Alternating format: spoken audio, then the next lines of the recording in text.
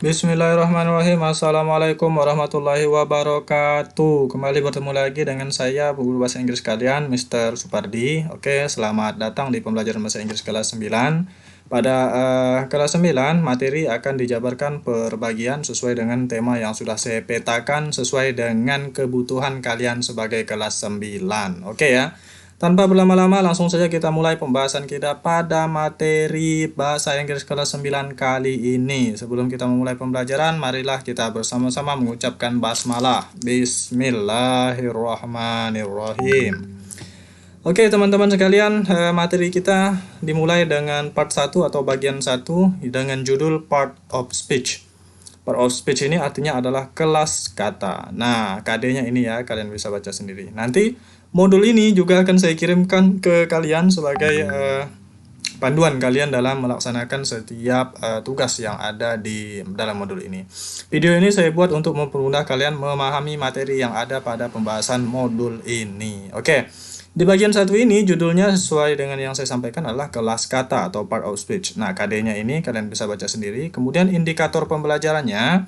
Nah, di kelas kata ini ada kurang lebih 8 materi pembelajaran yang akan kita bahas. Kita mulai dengan pembelajaran pronoun, kemudian diikuti adjective dan noun dan seterusnya sampai pada poin ke-8 yaitu preposition.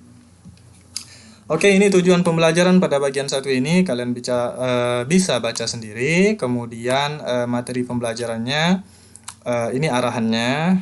Kemudian langsung saja kita mulai untuk membahas materi yang pertama atau indikator pembelajaran yang pertama, yaitu pronoun, kata ganti. Nah, kata ganti atau pronoun. Apa sih dia? Nah, pronoun ini adalah kelas kata yang berfungsi memberikan nama pada benda. Nah, menamai benda, orang atau binatang misalnya, begitu ya. Nah, kemudian jenis-jenis pronoun, yang pertama, posisinya ada yang sebagai subjek, kemudian ada yang sebagai objek, ada yang sebagai possessive adjective, ada yang sebagai possessive pronoun. Possessive adjective ini fungsinya itu menyatakan kepunyaan. Kemudian possessive pronoun juga fungsinya menyatakan kepunyaan. Nah, ini bagian daripada subjek adalah I, you, they, we, he, she, it. Nah, apa sih beda mereka ini? Ini penjelasannya ada di bawah nih. Subjek ini posisinya di depan kalimat. Nanti di bawahnya ada penjelasannya. Nah, pokoknya ketika dia subjek, posisi katanya adalah I atau pronounnya adalah I, maka ketika dia sebagai objek di sini, dia akan berubah menjadi me. Nah, artinya sama-sama saya, tapi beda posisi. I ini posisinya sebagai subjek, kemudian me posisinya sebagai objek. Ini dia. Kemudian ketika ingin menyatakan possessive adjective, maka berubah lagi dia menjadi my. Nah, kemudian ketika ingin menyatakan kepunyaan dengan menggunakan possessive pronoun, berubah lagi dia menjadi mine. Nah, begitu. Ini tabel ini perlu kalian hafal untuk mengingat perubahan-perubahan kosakatanya itu biar kalian tidak bingung dan sudah ada di dalam sudah di luar kepala maksudnya materi ini. Tidak perlu lagi kalian buka-buka buku ketika menanya tentang atau bertanya tentang materi pronoun yang berfungsi sebagai subjek, objek, possessive adjective dan possessive pronoun. Nah, ini contohnya sebagai subjek. I gave Anna a book. I posisinya ada di depan kalimat baru. Ini posisinya sebagai subjek ya. Pokoknya dia berada di depan kalimat. Nah, untuk memperjelas saya akan masuk kepada materi ini. Nah, coba perhatikan di catatan ini. Poin pentingnya di sini. Nah, di catatan itu terdapat penjelasan poin 1 sampai 4. Poin 1 menjelaskan subjek. Posisinya berada di depan kalimat baru. Contohnya seperti apa? Contohnya seperti ini nih. Nah, posisi subjek berada di depan kalimat baru. Di depan kalimat baru ini yang perlu kalian garis bawahi ya. Jadi subjek itu ini berada di depan kalimat baru. Contohnya apa? Misal, subjek I gave Anna book. Saya memberi Anna buku. I ini berada di depan kalimat baru. Ini titik ini. Nah, artinya ini adalah kalimat utuh. I gave Anna book. I berada di depan, maknanya saya. Nah, pertanyaannya, ini kan artinya saya. Saya memberi Anna buku. Kenapa tidak pakai me saja? Atau kenapa tidak pakai my saja? Atau kenapa tidak pakai mine? Kenapa harus pakai I? Nih contohnya di sini. Kenapa harus pakai I? Jawabannya sederhana, karena saya berada di depan kalimat atau di depan predikat. Ini predikatnya nih, verb nih. Nah, berada di depan kalimat baru atau di depan predikat. Nah, jelas ya? Oke, sekarang objek. Nih penjelasannya. Objek. Posisinya berada setelah verb atau kata kerja atau predikat. Nah, kalau subjek ada sebelum predikat, ini subjek nih ada sebelum predikat, ini kan predikat ini. Nah, saya garis bawahi ya. Nah, ini predikat. Nah, maka objek kebalikannya berada di belakang predikat. Ya, misal contohnya. Andi gave me a book. Artinya Andi memberi saya buku. Nah, saya ini kenapa pakai me? Nah, ini kan ada saya nih. Kenapa pakai me? Kenapa tidak pakai I atau my atau mine? Kenapa malah pakai me? Nah, jawabannya adalah sesuai dengan pengertian ini atau penjelasan ini, karena saya di sini berada di belakang predikat. Predikatnya mana nih yang memberi ini? Maka kalau saya ini berada di belakang predikat, dia berposisi sebagai objek. Maka saya ini diterjemahkan dengan kata me. Ya, ini nih. Andy gave me a book. Nah, itu ya maksudnya ya. Kemudian PA melambangkan possessive adjective ini nih. Ya, nah saya lambangkan dengan PA ya.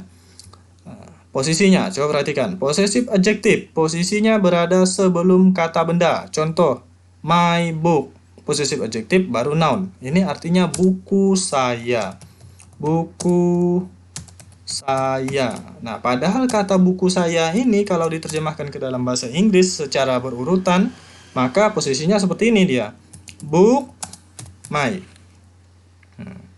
Tapi karena rumusnya adalah possessive adjective dahulu, baru disusul noun, maka book ditaruh di belakang, kemudian my ditaruh di depan. Nah, begitu aturannya. Nah, ini kenapa pakai my? Karena menyatakan kepunyaan. My book itu artinya adalah buku saya. Nah, buku saya artinya saya mempunyai buku. Maka untuk menyatakan kepunyaan menggunakan possessive adjective. Ini tipe 1 ya, atau model 1 menyatakan kepunyaan. Sedangkan model 2-nya bisa menggunakan possessive pronoun. Saya ulangi sekali lagi, possessive adjective ini menyatakan kepunyaan. Maka di sini pakai my, tidak pakai I atau me. Kalau pakai I book, artinya saya buku. Atau kalau pakai me book, artinya juga saya buku, tapi posisinya kebalik, karena me itu untuk objek. Yang paling sesuai adalah my. Kenapa? Karena my ini fungsinya menyatakan kepunyaan sesuai dengan pengertian yang ada di sini. Nah, jelas ya? Dan possessive adjective itu adanya di depan kata benda, tidak boleh di belakang kata benda. Nih, jadi kalau buku saya yang seharusnya book my, maka dibalik menjadi my book. Nah, itu penjelasannya. Kemudian possessive pronoun, posisinya berada setelah to be, dan setelah possessive pronoun harus diakhiri dengan tanda titik. Contoh misal, that book, buku itu, is mine. Nah, coba kita terjemahkan satu-satu.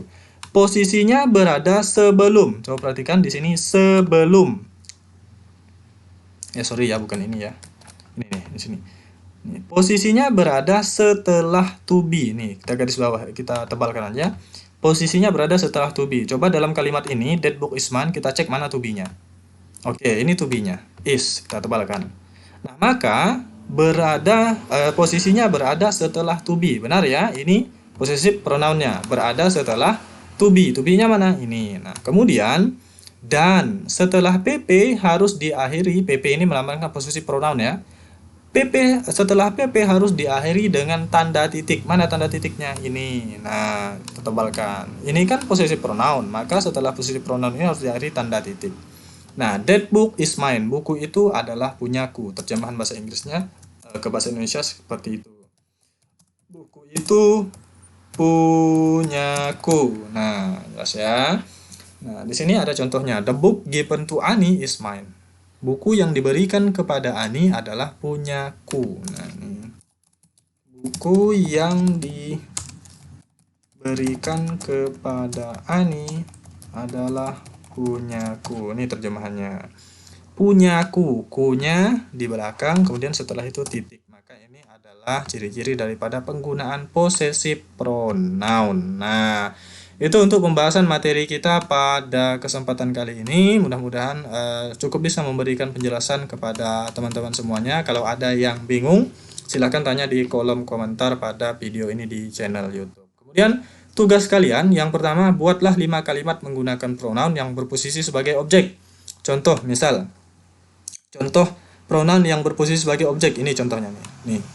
Berarti kalian bikin 5 kalimat seperti contoh ini, ya. Seperti contoh ini yang saya birukan ini, ya. Kemudian soal yang kedua, buatlah 5 buah kalimat menggunakan pronoun dalam kurung yang berposisi sebagai possessive adjective. Contohnya yang mana? Nih, yang ini. Berarti kalian bikin 5 kalimat seperti yang saya birukan ini contohnya. Jelas ya? Oke, kalau sudah jelas saya akhiri. Wabillahi taufiq wal hidayah. Assalamualaikum warahmatullahi wabarakatuh.